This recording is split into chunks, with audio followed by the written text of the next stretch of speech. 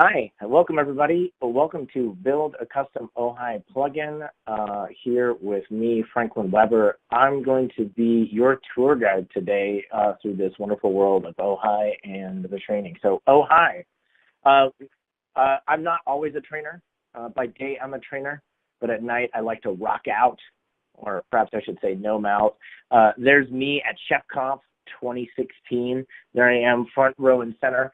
I delivered a workshop called Advanced Dungeons and Testing Dragons. I dressed up in a gnome costume, and I had so much fun in that costume that I thought I'd rock out with it on the final night for the big party. I was in front of Otis the Destroyer there, who was laying down a massive set. It was incredible. It was a lot of fun. And it was a lot of fun to sort of just be there at ChefConf, teaching people, learning from people, interacting with people. And of course, then that means I've got to tell you about ChefConf that's coming up. I will unfortunately not be there, so there will be one gnome missing.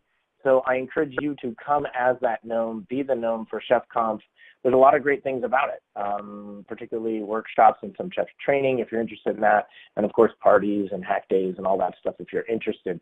So please come consider it if you want to further your education, your communication, build your network, or rock out in a gnome costume. Now, back to the content that I want to talk to you about today. So I promised you that we are going to be working through some Ohai, a plugin creation, both building the testing for it, well, a background of it, building the testing for it, and other things. But I want to make sure you understand who I think you are, who I think you were when I was putting together this material. I pictured a person that builds and maintains chef cookbooks.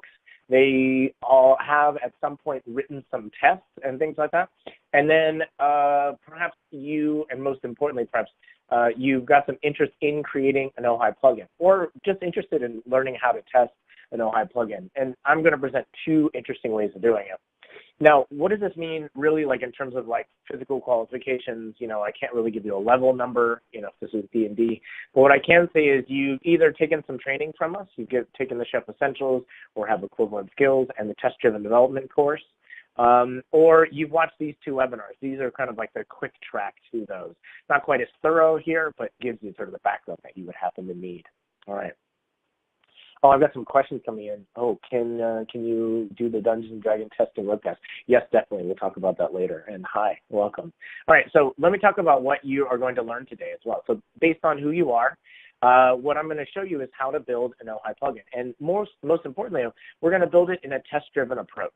So I'm going to show you how to write tests, unit tests for your Ohai plugin. This is sort of a sample of that. Then we're going to build the plugin here. So here I am sort of building the plugin. We're going to go through a very simple structure of a plugin. We're also going to see other plugins and how they look as well. And then you're going to build a recipe to deliver the plugin. So that's when you're done with the plugin, after creating it, you're still not done with your work. You need to build a recipe to deploy it. And we'll even build and test that as well. Now, for today, we've got a lot of material to cover. We're in the introduction of the housekeeping and other items that I'm going to go over. When that's done, we're actually going to go into building and testing the plugin. There'll be some slides, but I promise you I'll do some live coding and some off-topic things that I'll cover during that time frame. We'll pause at the end for some questions, and then I'll provide you some additional resources at the end of it, kind of wrap up everything. Now, here's what I want to encourage you to do, though, is that I want you to come into the Chef Community Slack channel, webinar-ohai. That's where I'm in right now. Cheese Plus is there with me. We're hanging out. And what I want to encourage you to do is after the webinar is complete, come and hack on some Ohai related things. So maybe you'd like to try the tutorial. You'd like to move through this content. You have additional questions. You have some thoughts that you want to run through it. So please come to the hack time afterwards in the Chef Community Slack. I'll at least be there for about 2 hours after this presentation, trying to answer as many questions and help as many people as possible. So that's a little bit different from our usual thing. I want to make it a little more interactive for you. So you're welcome to throw in questions here or there. All right, so I'm going to be doing some live coding. There is a code repository that I would love for you to download, a clone, copy, whatever you need to sort of play along with me. If you're watching this after the fact, this is the material that I'm using today to present the material to show these sort of features out. Throughout this webinar, I encourage you, like I said, we're going to be working for about 40 minutes, or I'm going to be working for those 40 minutes. I'll be pretty focused on my screen. Questions that you bring up will be, popping up on my left and right, on my sort of my peripheral. I'll make sure I answer them if I can in the moment, but I'll spend the time at the end answering the questions. But ask the questions as they come to you. If you don't have a question and you'd like to just give a comment on the presentation, you can select the rate this and just give some feedback and help me do my work better. Also influence how this webinar process works, if you'd like to see some particular thing, et cetera, et cetera. And of course, if this webinar was useful to you, helpful for you in learning, or helpful, you think, for your team to learn some things about Ohai plugins, click on the Details tab and you can find the appropriate social professional network that you can use to share it. All right, so without further ado, I'd like to welcome you to Build a Custom Ohai Plugin. My name is Franklin Weber, and I'll be your tour guide today. All right, so here's our agenda and the content that we'd like to accomplish. We're going to go over some concept material in terms of like what Ohai is and how it's built. Then we're actually going to get into the technical work of building an Ohai plugin and then building that recipe. And there's some tips. Before we sort of go into questions, I'm going to take you through a few little tips on how you can improve the performance of Ohai and working within your Chef client run. And then finally, of course, questions, resources, and then, of course, the hack time. So the hack time can be fun for us afterwards. I particularly have a little vested interest in this because when you see the unit testing part, I am the creator of the gem that sort of put together the Ohai unit testing, and I'd love to get some feedback on it. All right, so let me go over quickly about what Ohai is. So Ohai. So Ohai is a tool that most of us are probably familiar with if you've used a chef cookbook, because you've got a node object that's present within your recipes, and you're able to use this node object to query information about it, like details, like CPU, network, memory, maybe even sort of IP address, right? All those sort of different perhaps or a virtual provider, all these sort of different details about the machine.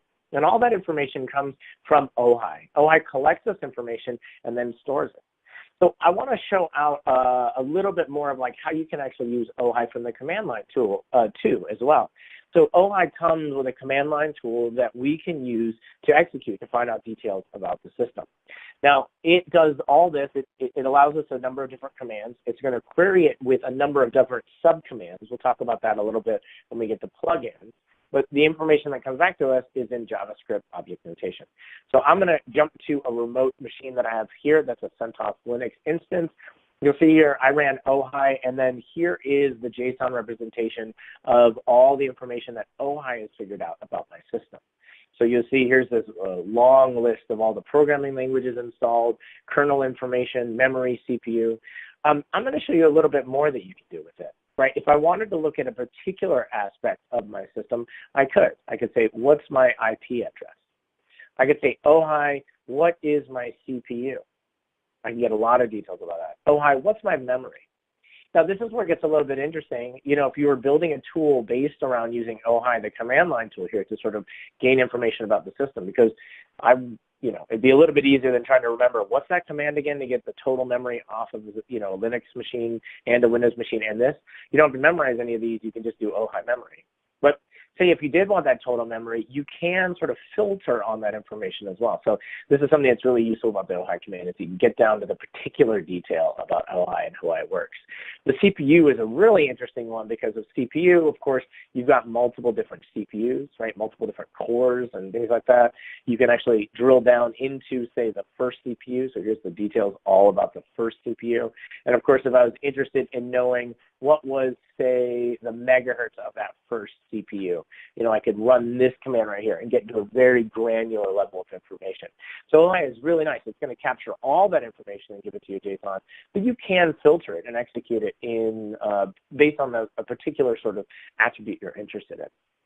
So I mentioned that because a lot of times people don't see Ohai as a command line tool that you use separately. And for those of us that, of course, are building scripts, using Ruby, using Python, using Perl, using different things to sort of accomplish our goals, any little tool like this can help when it's in our toolbox. So there's Ohai running it, and here's Ohai running to sort of grab IP address. Here's for the host name. A lot of these I went over, but I like to show it again in slides so that way you have it after the fact, or if you wanted to present this slide deck. Here's the Ohai memory, right? And then I sort of walked you through, if I want to traverse the tree, I'll use that slash character, the / to represent me going down to a lower level component, the total. And of course, CPU, we have more than one CPU on the system, so we're able to grab the megahertz off that one by using these slashes to sort of traverse the tree. Now, this is an important thing to note. This little command right here, because we're going to get into a little bit more detail about that later when we test, and we're going to need to remember how we can use that Ohai command. Now, Ohai is composed of a bunch of plugins, right? So Ohai is able to find out the IP address, the IP6 address, the MAC address, because of this plugin right here. And I'm going to show you in the next section how we can actually figure out when, what attribute matches to what plugin and things like that. But just know that it's a bunch of different plugins that make up Ohai. And if you wanted to load your own plugins, you can do that from the command line. You can do this -D and then a path to your plugins, and that is going to be able to load any plugins that you write. So if you have one, you found one on the internet, those kind of things, that's how you'd actually load it. And this, again, is like a little trick. Later, we're going to remember this right here. So this is going to be something that's important. This, -D, we're going to test one of our plugins later with an integration test in this way. Okay. So that's us exploring plugins, or excuse me, Ohai, sort of outside of the scope of a Chef client run. But it's important to consider, of course, the major, or the popular sort of path that follows through that Ohai gets executed. And that happens when Chef client runs. And it happens early on in the cycle. So here is a picture of a Chef client run, sort of visualized, conceptualized. At the beginning of the Chef client run, this is essentially from you on your prompt typing in chef-client. And when you run chef-client, the first thing that it does is it loads up some client information right here, and then it loads up the Ohai information. So it's running Ohai from the very beginning, or at least after it loads some client information. And then it moves to the remainder of this process, right? It figures out, authorizing with the Chef server, retrieving previous node objects, getting node attributes from the other cookbooks, et cetera, et cetera. But the important part to note is that Ohai is run pretty early in the process. And you can actually simulate that with code. And this is just one way I like to show it as well, sort of playing with it. I can actually open up, my IRB session. And when I do that, I can require Ohai. And then I can actually create an Ohai object. So I can do ohai.system.new. If I store that in a variable, I'll just call lowercase ohai. And I say ohai.allPlugins. This is going to run all the plugins and load all that information. And what you're going to see here is, well, not a JSON representation, but the Ruby object representation of all that information I was showing again in JSON. So this is how you could programmatically use it. And this is actually how the Chef client works. The Chef client essentially loads all the plugins through the same sort of code process I showed, and then doesn't display this information out, just uses it in this code in some way. This is going to flip around and do display for quite a while. I can show you a little bit more detail, like if I could say hey, just show me all the memory information, and it tells me here is the memory information that I have. My memory right there at the beginning is there's all those fields that I was looking at, the data, the memory, the swap, and things like that. This is useful, of course, if you're sort of writing your own custom code with Ohai and you want to use it inside of, say, some sort of Ruby code that you can use it in this way. And this is how Chef Client does it. All right. So that's just kind of a little aside. So there's ways you can run the command line. There's a way you can use the project separately. I want to talk a little bit about attribute precedence before we leave, but because mostly it's important to just reiterate how complicated attribute precedence is, and just a reminder of where this fits in, where Ohai fits in the grand scheme of things. So Ohai creates node attributes, and these node attributes are things, very important details about the system. But node attributes can come from other locations, like environments, roles, and other things defined in other recipes. It's important to note that in this chart of attribute precedence, when you're viewing it, Ohai are the automatic attributes, and the highest value always wins. And that should be sort of a make you feel safe and safe at night sort of situation, because what happens is you wouldn't want a recipe or an attributes file replacing CPU megahertz, right? As we saw, we wouldn't want someone to replace the CPU megahertz, or we wouldn't want something to replace the memory total in any sort of way. So this information, of course, should feel like it should never be replaced. It should always be automatic, always accepted information. And that's what happens with Ohai. It does. It's always accepted. It's always the one that wins. And so that's also something to consider when thinking about making an Ohai plugin. Is this information something that is sort of inalienable data about my node object? Because if it's used data, it's data that you're going to use to sort of influence your recipes that you want to possibly override, then Ohai plugins are not the place for you to build. You want to override data, if you want to replace data, you need to do it at a different level, an attribute file, a node, environment, or role. Ohai information is things that you don't want to mess with, data you want to collect and keep and sort of store about the information and have it report about that, but not augment, change, or override. All right, so that's just a quick overview of like programmatically working with Ohai, working with it, the command line. I want to spend a little bit more time with the plugin section here, but I'm going to say hi in the Slack channel to those that just joined us, or should I say Ohai, really? All right. So let's talk about Ohai plugins and how the structure of those Ohai plugins work and why it's important that Ohai is built in the way that it is.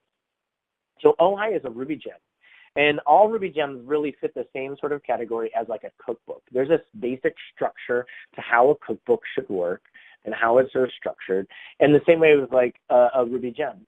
And there's a little bit to learn about that structure. And I'm just going to quickly move through that, but I really just want to get you to the plugins inside of there. But I want to do the right thing as a tour guide and kind of show you around a little bit. So this is minorly important. Again, it's useful to watch later. If you wanted to download, say, the Ohai gem, you could.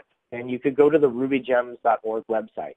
This is very similar to our supermarket that we have in the chef community. You would type in Ohai, and then you click the search box there, and you'd be brought to this page, which is the Ohai project page. And of course, you have a bunch of different options here of what you might want to do. Most importantly is probably the source code. That's what most people are interested in seeing. So you click on the source code link. And of course, at least with the chef community, most source code links are going to take you to GitHub. And from GitHub, you might clone or download, that copy, that URL. You may have other ways of doing it, but once you finally get that URL, you're going to clone it or, download the latest version of it. You could download it from the RubyGem site, but, anyway, there's different ways you can sort of clone this content. And I can show you here, this is how you might take a look at the project, look at the Ohai gem, sort of learn more about it. And let me pause here to kind of show you another little trick that I think is really cool to do.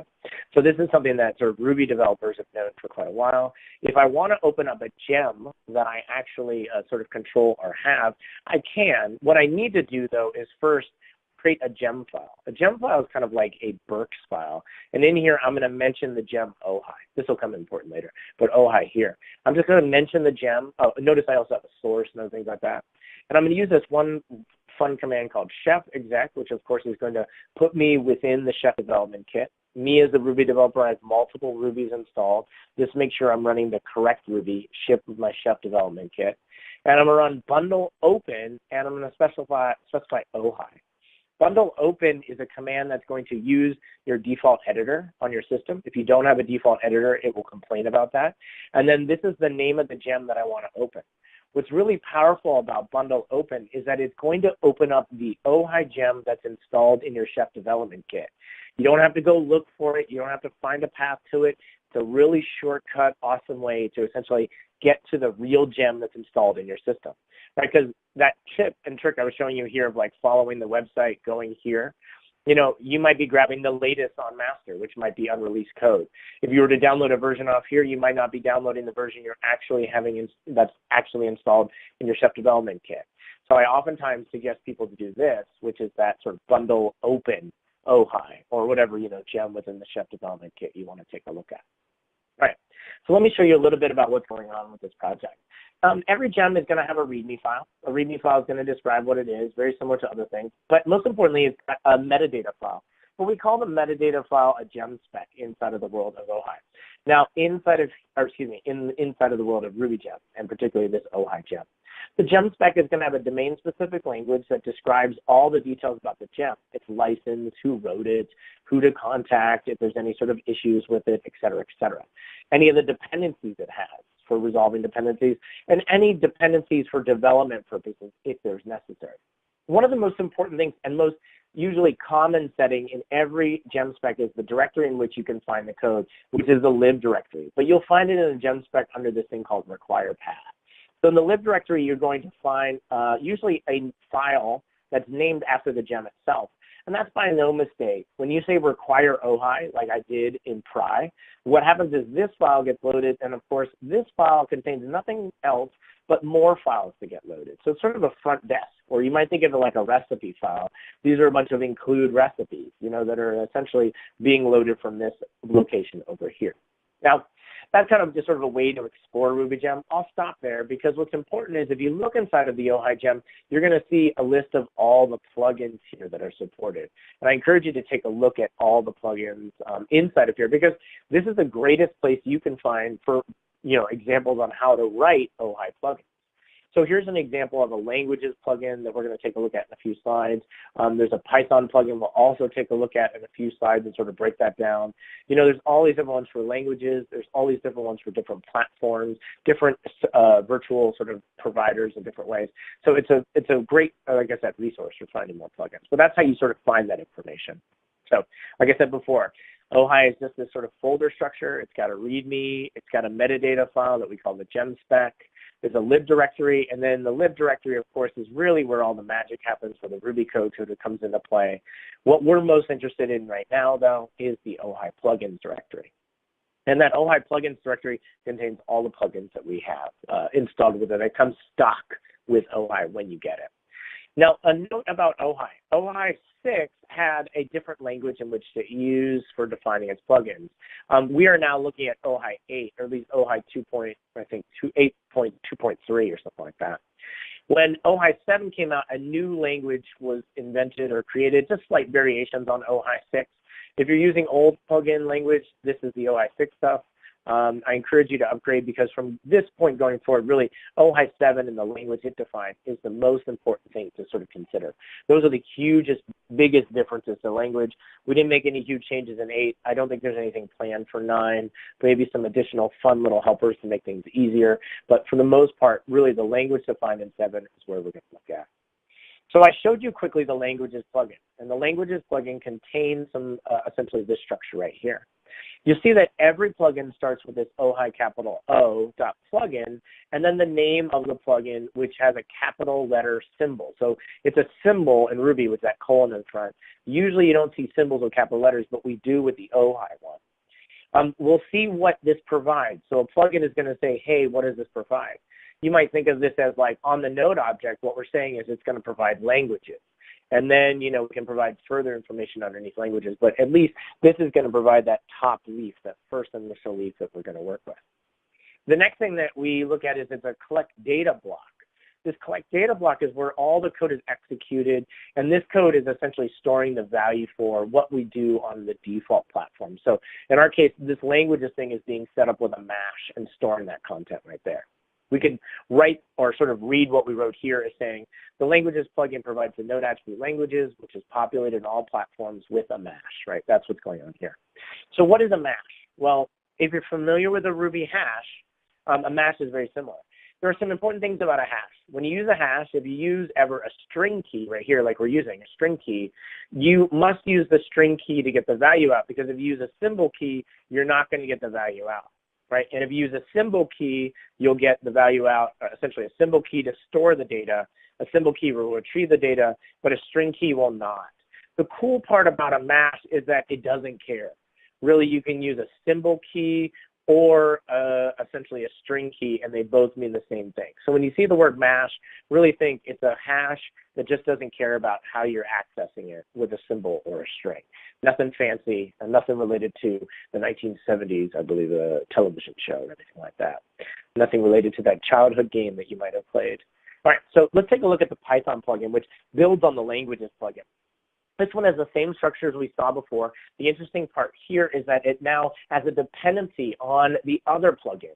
You notice that when you set up a dependency on another plugin, you don't specify the plugin name, you specify the attribute that you're actually dependent on. So in our case, we provide, in this case, languages Python, and we're dependent on the languages, which makes a lot of sense because we're not building the languages part. And what this means is, like, underneath the node object, we would have languages, and then underneath the languages, we would have Python. It sort of viewed the hierarchical structure of it, right, that information. Now, here's the important part. So if you've got the basic structure sort of defining what we provide, is actually collecting the data. So in the previous example, we just set up nothing. We just set up this sort of empty bucket, which we could do anything, hash-like structure with, the mash. Here, we're actually going to be executing commands. And what you're going to see with the majority of Ohai plugins is that you're going to execute commands on the file, on your operating system, or perform some sort of API call to figure out data about your environment that you happen to be in. In this case, this collect data block is going to execute Python and grab its version information and then do some processing of that version information by looking at its exit status, grabbing the standard out and then splitting it and then performing some operations on that, some Ruby-related sort of code to sort of clean it up into the data that we want. And eventually, we're just going to store that information inside of the language's Python value, whatever we get. Now, an important thing to note is that collect data blocks, I've shown you a bunch right here, or I showed you two. They were just generic. They were saying, you know, they collect data for all platforms. The thing is, you can collect data for different platforms if you need it. And it's a really beautiful structure in terms of the Ohai plugin thing, is that when I need to set up a default, I can. And what I can do is if I need to deal with a Windows system, AIX, or a Linux system of some type that's sort of out of the norm for me, I can develop that block of data. The collect data block stands on its own. It's really nice because I can add them and remove them as necessary, change them without worrying about affecting the other one. So it's really nice in terms of like its ability. Right. So that kind of gives you the idea of what a plugin looks like, how the plugins are there, and a great resource and a few tricks perhaps to get you into that plugins directory. But that's enough talk and enough sort of death by slides. Let's actually get into some of the work and build an Ohai plugin. So we are going to define the expectations for the Ohai plugin. Like I said, we're going to do it in a test-driven approach, and then we're going to create the Ohai plugin. So I'm going to do this live for you. I have that repository located on my local machine here. So this is my machine that's connected to the Chef repo, or sorry, my machine that's using the GitHub repo that you have. I'm back on master at the beginning, so I'm just following along from from this point. So if you're following along, welcome for the adventure. So what I want to do is set up the expectations for my plugin. To do that, I'm going to first open up my project. When I open up my project here, I'm going to first do something which seems out of the ordinary. Is I'm going to require the gem that I need to actually test an Ohai plugin and express my expectations around that. And there's a gem called chefspec-ohai, which chefspec-ohai can be required in this way. But I guess I'm getting a little ahead of myself. Let me install that gem first. So here I am back at this machine. Let me go back to it. Sorry, I think I just closed my terminal that I want. Yep. Here, it's on a different switch between this way and that way.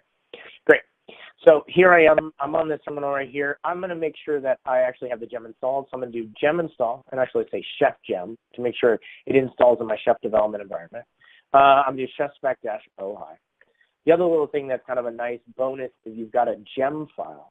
Remember, I had a gem file right here. The gem file determined like what gems I might want to take a look at with that bundle open. It also has this one right here. I can use bundle install if I want to do chef exec bundle install. Here I can actually install all the gems within my gem file, which will also install that chef spec Ohai gem as well. So really nice. Just takes care of it for me. A good way to package all your maybe gem requirements with one of your cookbooks that you have. Okay. So I've got that gem installed now, and I'm going to require it. And now the next question is I need to define my plugin, like let's define the test for it. I'm going to write a unit test, so I'm going to make a directory, and I'm going to make a directory for my unit test under spec unit, and I don't want it under recipes. I'm just going to call it plugins. I don't know the right directory. Maybe Ohai plugins. Plugins seems all right with me, so I'll make that directory. And then within that directory, I'm going to create a new file called Apache modules _ spec.rb. And it's important that you name the file _spec.rb, because if you don't name it _spec.rb, it's going to create a problem. Essentially, RSpec is not going to be able to find it for you. So I've touched that file. Now I'm going to return back to my editor, and I'm going to edit the file. So this is just me staring at a blank file. I'm going to now sort of define the expectations for the Apache test for the Ohai plugin. Remember, I haven't written the plugin yet, so I'm making this all up. This may seem a little odd at first, but you'll get used to it after a while when you start doing a lot of a test-driven approach to things. And of course, here I've got some experience, of course, building this plugin, so I know the details about it.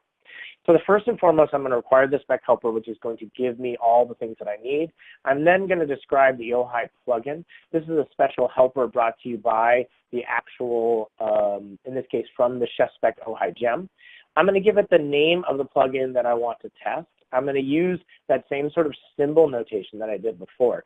Symbol capital A Apache, that's the plugin I'm going to create. I'm going to say and in this case, I'm going to say let the plugin file be a file that's going to be found within the cookbook under Files, Default, Apache _modules.rb. Most most Ohai plugins are cookbook files within your cookbook. And so this is the easy location where I can put those. Lastly, I wanted to find a single expectation that says it provides the attribute Apache /modules, right? That would be what I'd want to have if I was developing a plugin for Apache that was looking for its modules. And this is how I write the expectation. I expect the plugin file to provide attribute Apache /modules. So that's the way we write this. So here's my test that I've defined. I'm going to split the screen, and I'm going to put the actual file that eventually we're going to write up above here. But I first want to run these tests to see a failure for myself. So I'm going to run chef exec rspec, and I'm going to walk through these failures that we get while working through this.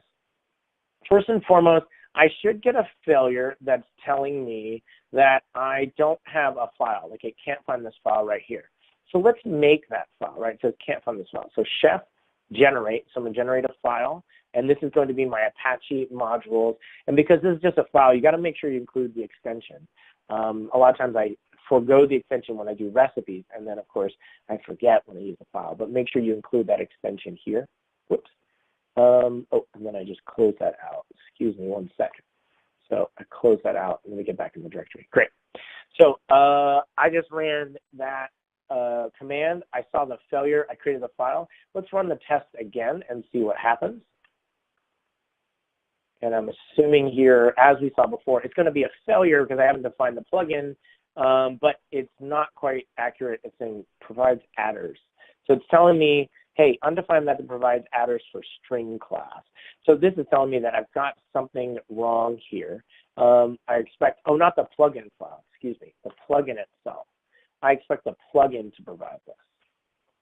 I wouldn't expect the plugin file itself to do that, just the plugin. Okay. And now here we're saying I expected this plugin, and this is where some help to the gem might come in handy. In this case, it actually automatically generated a plugin for us. We just haven't defined any details about the plugin, and we're going to get an error because, of course, this automatically generated plugin doesn't provide anything for us. So we've now generated the file. Let's now write the plugin to make this work. So Ohai-plugin. I'm going to give it the name capital Apache. We can include parentheses around this if you like. Those are optional. And then here I'm going to say do and end. And the only thing I'm going to write is provides. And when I write provides, I'm going to say it includes Apache /modules. That's it. Of course, I need a collect data block, but I'm going to write that in additional test in just a moment. So here I go, run chef exec rspec again. And I think this should pass for me. I'm going to do one thing just to make everything a little bit nicer on my output. I'm going to echo color and echo a different format out to a .rspec file. And then I'm going to run that test again, just to see it in color. But let me do a little explanation about what we've done so far, because there's a lot right there. So we defined the expectations for an Ohai plugin, and then we built the plugin. So here I installed the chef spec Ohai gem, right? I then required the gem inside of my spec helper file. After I've done that, I made a plugins directory. Again, that's something that you can do if you want. That's up to you in terms of that sort of thing, in terms of what that standard is, and I don't know what it is just yet.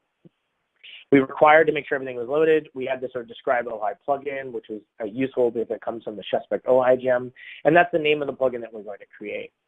On top of that, we specify this important helper which says where is the plugin file located? Because without this plugin file location, we essentially won't know what plugin to load, of course, so we need to specify something. And then here, with that plugin, this refers to the plugin file that we've actually referenced here. So you essentially, in the background, a lot of stuff is happening. There's some code that's automatically, kind of like the chef run, that's automatically taking care of loading the plugin details and sort of invoking it and interacting with it in the correct way. Okay, we executed, we saw that there was no file. We then went through and generated the file. After we generated the file, we put this basic information inside of here that it provides, and we saw the test pass. Wonderful. Now, let's talk about what we want to actually do with the shell out part, right? Because eventually, what I'm going to be writing at this point is something like this. Collect data, as you saw in one of the other ones, collect data, the Python one, I'm going to shell out at some moment and I'm going to shell out to perform a command. And the command actually to get Ohai plugin, or excuse me, to get Apache modules is to run this command right here, dump modules. I believe that's correct. Might be wrong. But this is kind of dangerous because if I were to execute this command on my local file system, like my local system, it wouldn't work, right? I don't actually have Apache installed. You know, well, I do have Apache installed, but this might not be the case on other people's systems. You know, this plugin, when it executes, I don't want it to actually talk to my real operating system. And so you are actually, when you do shell out, you're using this library called, in this case, you're using this library called mixlib, or excuse me, chef mixin shell out. Inside of there, that is actually talking to the operating system, and the operating system comes back with a mixlib shell out object back, and that object is like how you can request the status code, the return code, or the status, the return code, the standard out, the standard error, and things like that. Now, here's where it gets interesting. We wouldn't want to essentially use that on our, essentially for our cookbook when we're unit testing, because that's not a unit test. It's actually reaching out to the operating system. It could break, it could be brittle for everybody's system that we run this on. It could be a problem.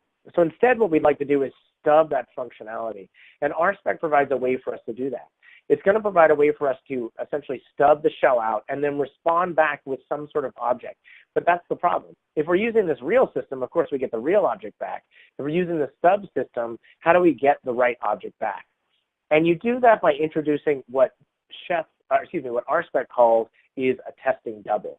The testing double allows you to create another object, like pretends to be an object, not a copy of the object, but pretends to be another object. So in this case, when we double for a mixlib shell out object, really we don't care about any of these other functionality or pieces. All we care about is, can it represent itself as the object through just providing the standard out functionality, right? So that would be sort of the basic functionality that we need. So let's actually implement that. I'm going to write the test first to show that off, and then we're going to write sort of functionality. So I kind of initially wrote the test here. I'm going to comment that out, but I'm going to write the test first and then write the implementation. So it essentially retrieves the Apache modules from the operating system. All right, and then inside of here, I would actually define and say, I expect the plugin attribute Apache/modules to be equal to some value. Now, I don't know what that value is, but I'm just going to say it's going to be equal to some output. And I'm just going to say it's going to be this output. And then here's where we're going to stub the functionality in, right? We're going to stub and replace with our double. So I'm going to do this by writing out some RSpec code that allows me to do that. I'm going to say I want to allow the plugin to receive the message shell out. So remember that picture back here in the slides. I want to make sure that I can stub this functionality. Oops, this one right here. I want to make sure that I stub the functionality. I want to allow it to receive shell out, but I want to change it so that it's screen. There we go. All right. I'm going to make sure I shell out, receive the shell out. And then what I want to do then is say with the particular message. So when you pass me this particular message, I will essentially intercept that message and replace it with the fake thing. And I'm going to say here, this is where it gets a little tricky, I'm going to say and return the fake object, the fake command object that I have not yet defined. So here's where we need to create a double. So I'm going to create that here. Oops. I'm going to create a fake command equals a double. So again, this is something in RSpec you can do. This is my fake command object. You can kind of give it a name. And the only thing that I want to give it is a standard out. And the standard out is just going to be the output. So here's where essentially I get a double gets created. And I say, when you call shell out with this particular command, I'm going to return this fake object for you. And then you're going to compare that fake object to this object right here. And this is going to really just test out our logic for us. So the implementation looks a little bit like this. I'm going to set up Apache first. Right? And I'm going to set up that as a mash.new. And then after I do that, I'm going to set up a command. And that command, or in this case, I might say like the result of that command of the shell out is here. And then I'm going to store within Apache modules the result of that command, and actually not just the result of the command, the standard out from that command, right? The standard out, the same that we're stubbing right here. These two are sort of matching up with each other. And we're saying when the double comes in, it's going to give me the right value that I hope. So here I'm going to return back to my prompt, and I'm going to return back to my prompts. Let's get this on this desktop, and then I'll be right here. Here we go. All right, so I'm going to return this to here, chef exec rspec, and I'm going to run my test, and I should see everything passing for myself. So undefined here. So undefined local variable fake command. Oh, I didn't write that correctly. So let's make sure that I got that right. So here we go. Turn back to my editor here. Let me minimize this one because it keeps getting in my way. And let me go to this one right here. So I'll open up this one right here as I'm building the Apache modules. Here we are. I'm looking at this, and it's telling me the result of a fake command. So fake command doesn't exist. Fake command doesn't exist. And return fake command. I think I might have just had a typo here, so let's just rerun that again. Yeah, there we go. Just had a small typo. So that's it. That's how me testing that unit testing the thing, sort of executing the code. And of course, it would be a more complicated thing as time goes on. Right now, what we're doing is just sort of a fake shell out. Ultimately, in this plugin, what you'd want to be doing is running through a lot of material in terms of like processing. The text is coming in, you'd probably convert that into an array or hashes or something like that, and you want to assert in your output that, of course, that array and hashes are there. But this is the basic structure of how to fake this out so you don't actually talk to your operating system. We saw that, at least if I did this initially without writing the test, I would have seen a failure, and then I would write this implementation, and of course I would see things pass, as I've seen here. So that's us defining a plugin and testing it completely. We're close to running out of time, but we still got a little more to run through building a resource, essentially the recipe to deliver the plugin. And most of my questions so far have just been about some fun sort of social chatting things. So I think we'll have a little less time. We don't need as much time for questions is what I'm thinking at the moment. So again, please, your questions are important, but I'll keep moving through the material. All right, so here we are. We're going to actually build a plugin. Well, we built the plugin, but now we need to actually take the plugin and put it on the remote system.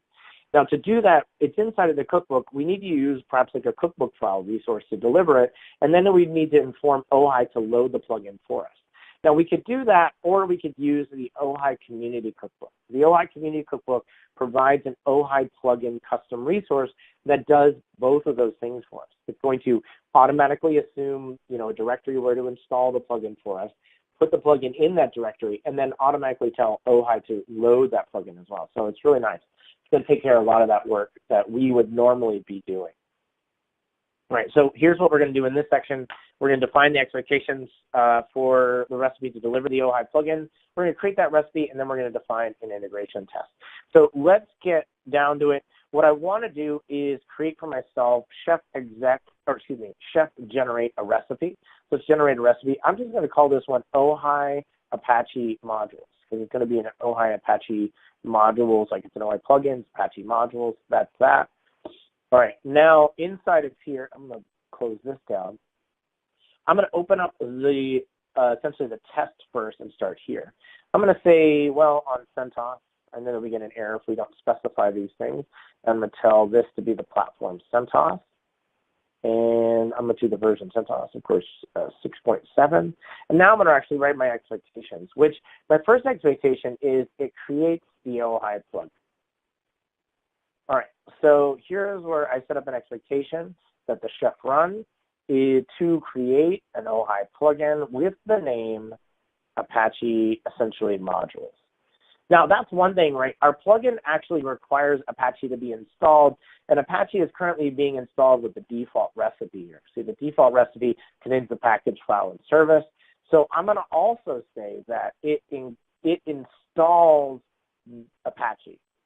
And right now, that's all I'm going to state as far as the expectation for the text. But for the expectation, I'm going to say, I expect the chef run to include the recipe Apache : in this case, right, default, right? That's the default recipe. So I've set up my expectations. I'm now going to execute my test, chef exec rspec. We should see some fails there. Great, I see my two failures. undefined create Ohai plugin. Oh, right. I just used this sort of matcher and I don't know that it exists. And the reason it doesn't exist is because I actually haven't set up a dependency on the Ohai cookbook. Remember in my slides I said, hey, you need to have a dependency on the Ohai cookbook to use the Ohai plugin resource. Well, I need to have that essentially dependency. So I'm going to open up my gemspec file. So not my, excuse me, my gemspec file will of course be my metadata for essentially my gems. But for here, for my cookbook, I want to put my metadata file and I'm going to have a dependency on the Ohai cookbook. On the command line, I'm going to return and say Birch install to make sure I've got the Ohai cookbook installed and the version of that installed that I need. Everything looks good, and now I'm going to run those tests again, and I think I'm going to see a different error. In this case, I'm going to see an error that says, hey, this is just not happening, versus, hey, I don't understand what that matcher is all about. And there we go. I see that it's not happening. We're not including the recipe, and we're not actually taking that create action. So let's now define that recipe. Here is that recipe that I've created here. I'm going to include the recipe for Apache : default. And then right afterwards, this is where I'm going to use the Ohai plugin custom resource, and I'm going to specify Apache _modules. I'll return back to the command line and execute our test.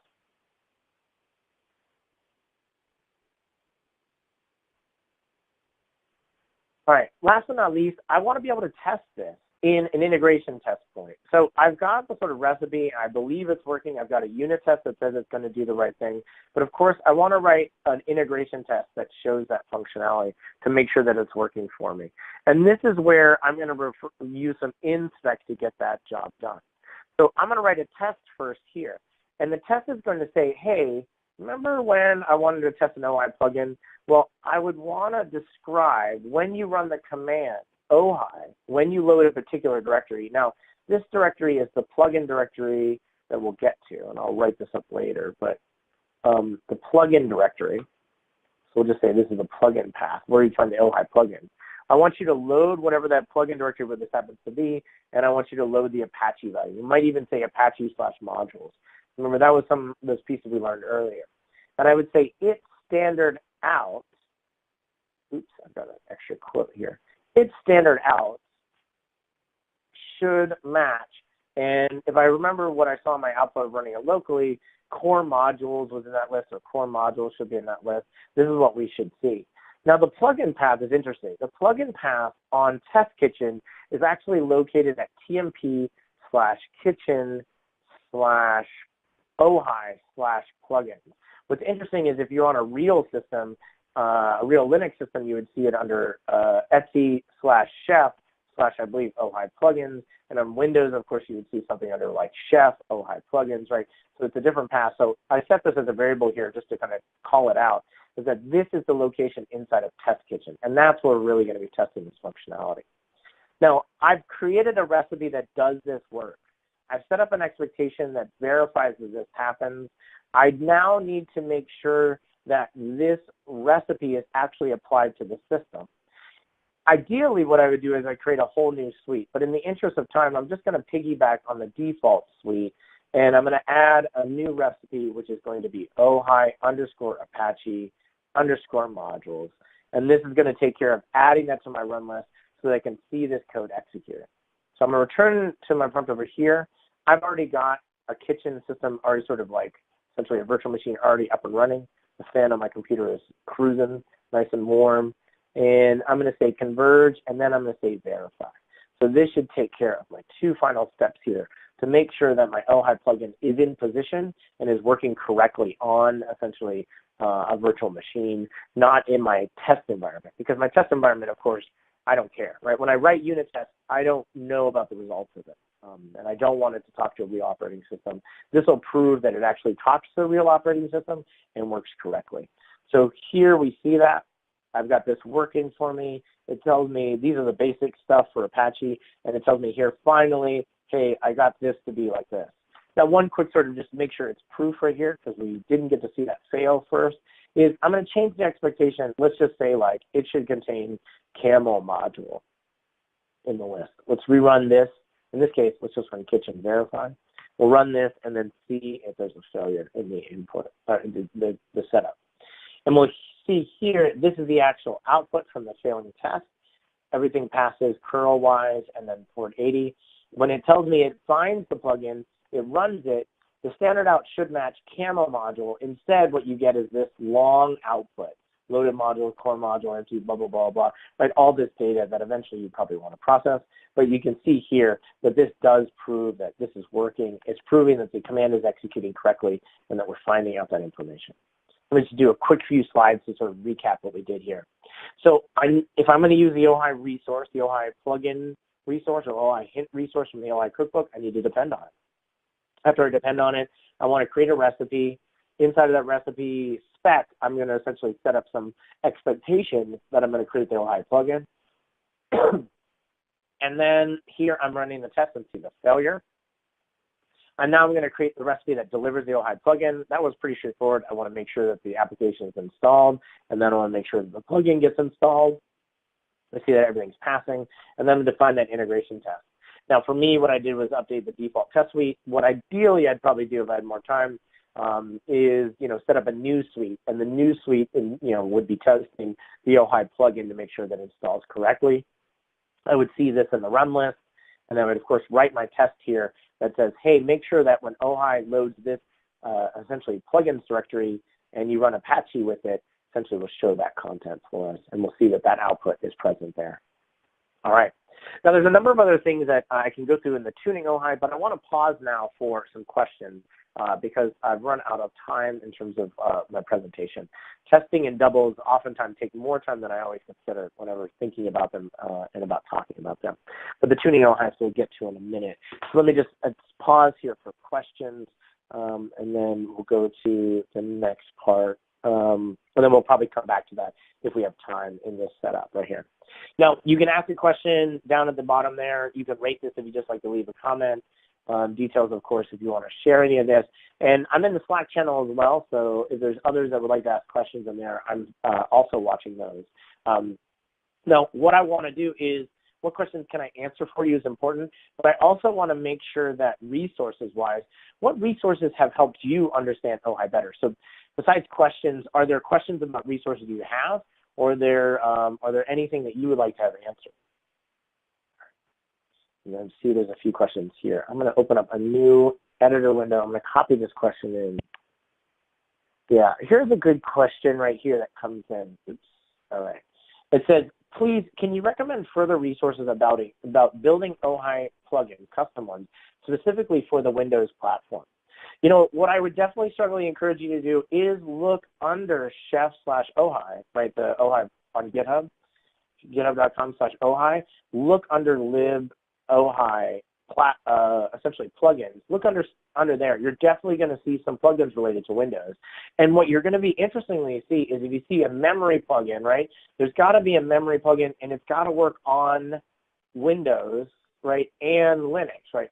And so I encourage you to take a look at, say, like the memory plugin, any of the plugins that provide some core functionality. They're going to give you always cross-platform sort of examples, a Linux example, an AIX example, a Windows example. Not all the fields are going to match par for par. I remember previously Windows was missing a few.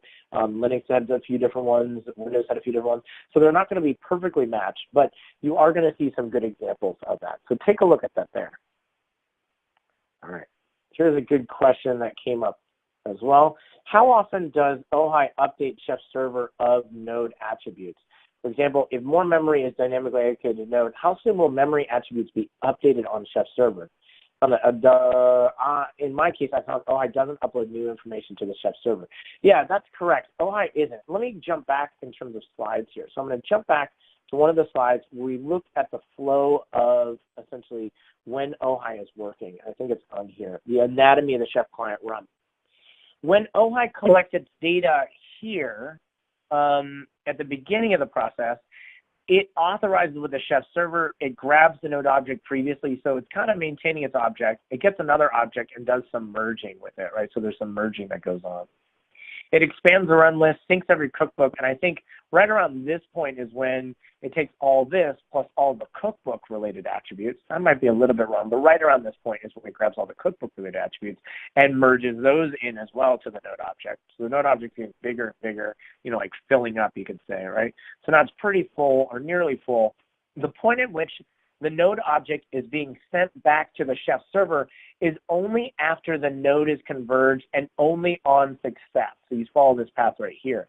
So if the node converges successfully, the node object that we've been building up right here, that eventually makes its way back to the chef server to inform future chef server runs.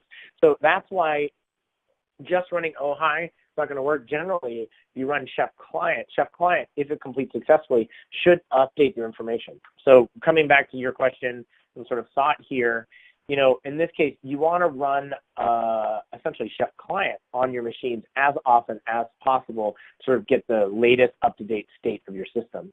Now, that might mean every 30 minutes. It might mean more than that. I'm not sure what your network and your number of nodes can handle. That's a more in-depth conversation. But in this case, with more memory is allocated to it, if you ran chef client, it would totally update the information on the chef server. Great. I got a question here, a very serious one. It says, did you buy the gnome costume? Did you make it yourself? It's actually, don't tell anyone, it's really an elf costume, or this is how you do it. You get a Robin Hood costume, and then you just sew yourself a red cap with felt. And that's really straightforward. So anyone looking to replace me in terms of chef comp, hopefully that's the recipe to do it. All right. Please, can you do a Dungeons and Dragons testing webcast? Yeah, actually, if you're interested in the Dungeons and Dragons webcast, as far as that question goes, if you're into the gnome thing, you can take a look at our YouTube channel for Chef. We've got a great YouTube channel, and one of the things that I posted on that YouTube channel, let me pull this up. One of the things that I posted on that YouTube channel was, let me disable a few things here, the Advanced Dungeons and Testing Dragons workshop. So here's the workshop. And so this workshop contains that information. You can see me in a gnome costume. You can see all the topics that I talk about there. So I did do one, not a webcast, but definitely on YouTube. And here, this looks like the final question that I have. Let's see. We currently use a recipe to take some data from registry keys and set it as a group of node attributes. There's talk of changing this to be an Ohai plugin instead, but what would be the purpose of doing so? It already works as is. That brings up a good point. If you're already using essentially a recipe to take in some data from registry keys and set it as a group of node attributes, that is possible, right? Inside of a recipe, sort of flashing back to this chart right here, right? If a recipe were to change the node, it totally works, right? If a recipe were to augment the node object here, that's totally fine. And it will essentially provide information. So if you provide your Ohai attributes here or here, it doesn't particularly matter, I think, in some cases. The one thing that's nice about an Ohai attribute is that you can deliver it to every system. Once it's delivered to every system, it's there and it's present at the start of the run.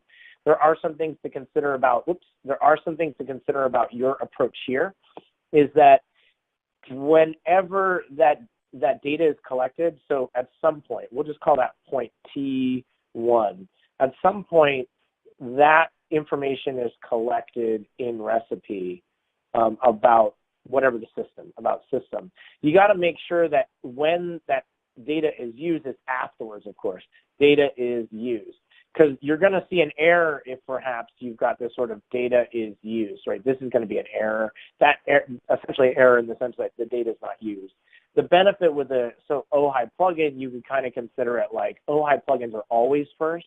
So it's sort of before the chef client run happens, or at the beginning of the chef client run. So you could say this happens at the beginning, and so you would never have this problem. So whatever recipe used it first, I guess you would say recipe 1, that would be better. Recipe 0.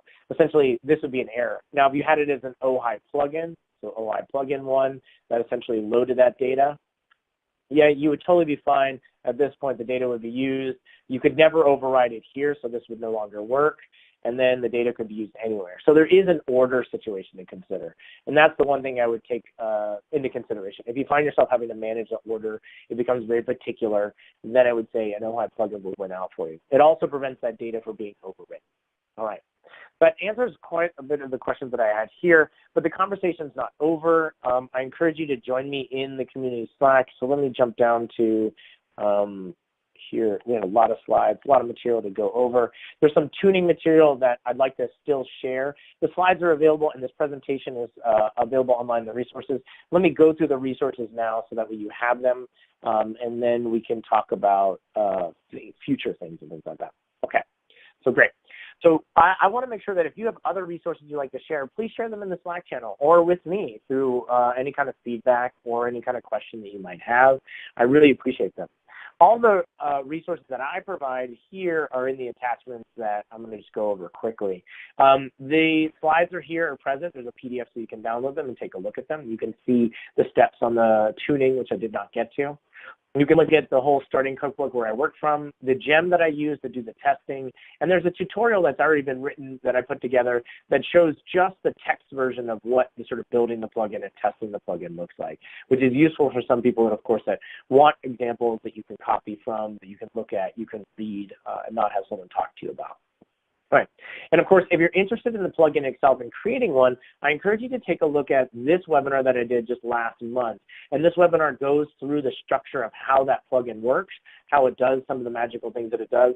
And there's a lot of power that you can gain from this by gaining some understanding of just RSpec.